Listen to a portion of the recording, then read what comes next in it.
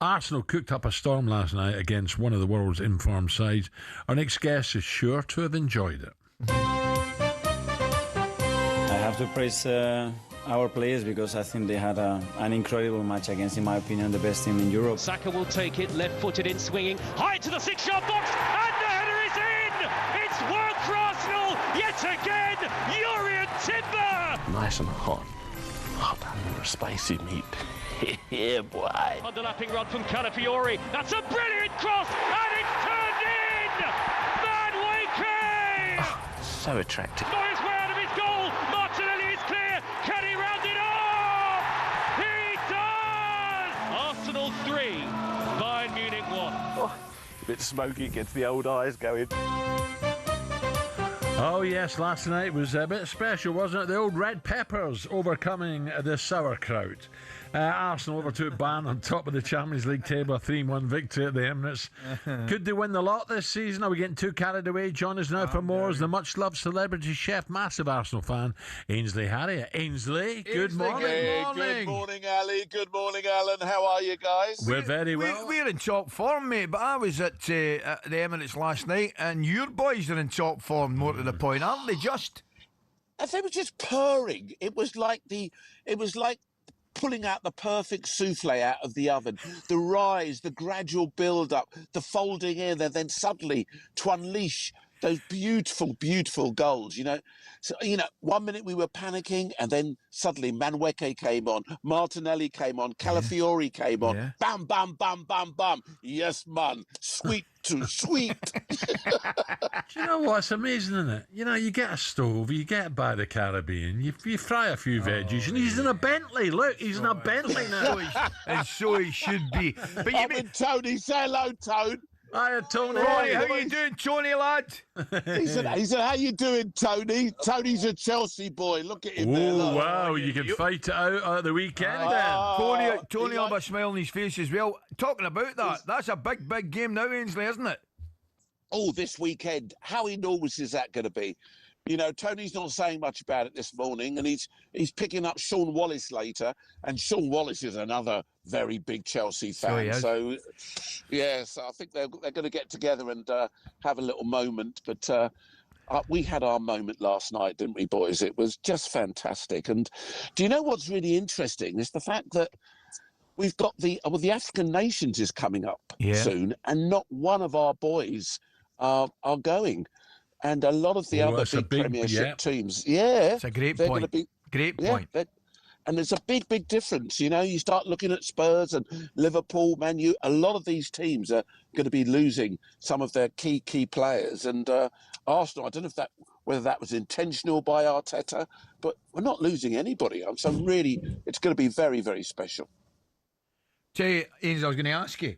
You mentioned the substitutions. I mean, I tell you, I got it spot on. Madeki coming on, and obviously Martinelli scoring. Calafiori, I thought was fabulous, but I make no apology again for bringing him up. I thought Declan Rice second half, he was out of this world, mate.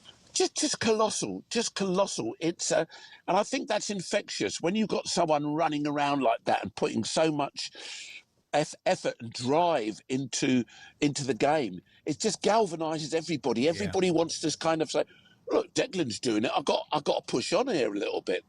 And it's no surprise, we keep singing, we got him half the price, but it does feel like that. He's just such a key player for the team. And Arteta knows that too, and all the players around him. And I worry, though, I don't know about what you guys think, but I worry for Odegaard because he's come back in and he might just be off the pace a little bit because, he's been in and out the team with his shoulder injuries. I don't know if he's just going to walk back in.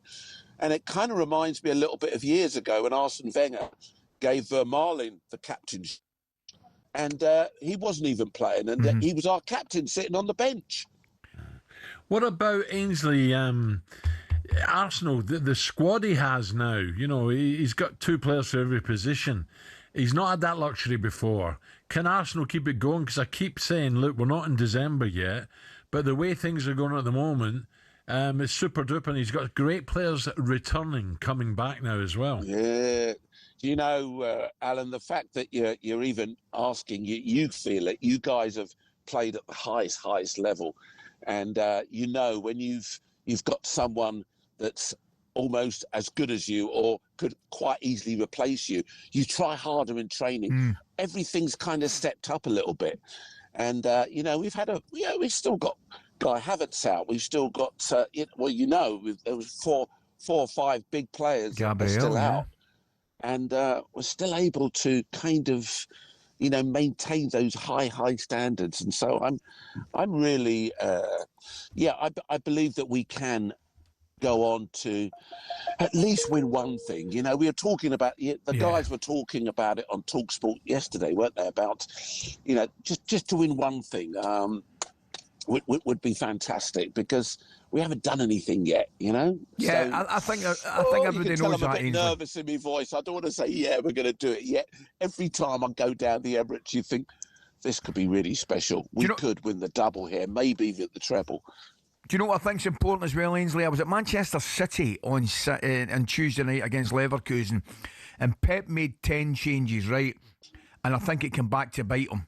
And I looked at the City bench and I was really impressed with the bench, but there's no doubt that came back to bite him. But at the same time, I think Arteta got it spot on last night with his team selection. I think he made 2 changes, and he made his substitutions at the time. It was key time. Yeah, key times, mate, and that was a big difference. Yeah, and I totally agree with you, and they're hungry for. I don't know what it is with City. We certainly, I heard you earlier talking about Liverpool. Sometimes the wheels do come off, and we don't know why. Same great players, but you don't want to knock anybody. We all have friends who support those teams, but they're looking unstable. The likes of City. We all thought after 2 weeks ago, we thought City are going to be the contenders. They're going to be the ones that are going to push Arsenal. They're the ones that have been there before. They're the ones that can really sort of challenge us. And of course, Haaland was on fire. And then suddenly, at the weekend, didn't look so good. And he had to change him. Maybe he's just knackered. Let's not forget, 2 weeks ago, he was playing for his country, Norway, and they qualified for the first time for a World Cup. That might have taken something out of him. He talked about feeling the pressure of trying to get his country to a World Cup. And we don't realise that extra 10% that you give on the pitch when you go back to your club, that juice is just not there. You go to it, but it's just not there.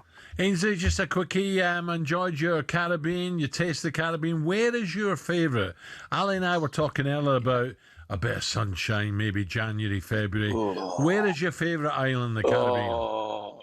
Anywhere that I can slip on them shorts and put my toes in the sand and have a little bit of a grabble around. There must be one, Ainsley. There must be one. Just a wee bit too much information for us, Ainsley. I got that picture in my head there. It kind of scared me a little bit.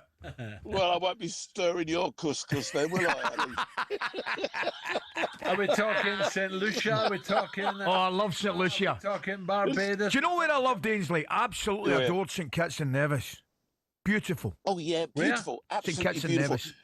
And a bit quieter, the likes of, you are talking about, Alan, you mentioned Barbados. Yeah, all these places are fantastic, but it's the little smaller islands, the ones that can't really afford to invest in kind of commercialising it and stuff like that. They're still unique. It's still got that feeling of the old Caribbean. Yeah. But having said that, I've just come back from the Bahamas. I thought that was beautiful. A new series is going to come out in January on ITV. Beautiful. I mean, there's some fantastic little islands there that people have to get out to. So let's be honest, when you go somewhere, you just want a bit of sunshine, don't you? You just want to feel that warmth on your back, and you could be anywhere. I did a bit of bone fishing. I did a bit of bone fishing in the Bahamas about 2 or 3 years ago, Ainsley. It was fabulous. Fabulous. It's brilliant, isn't it? And when you go out there and the boys give you a little bit of rum or something like that, yes, man. Yeah, boy, that's just nice. I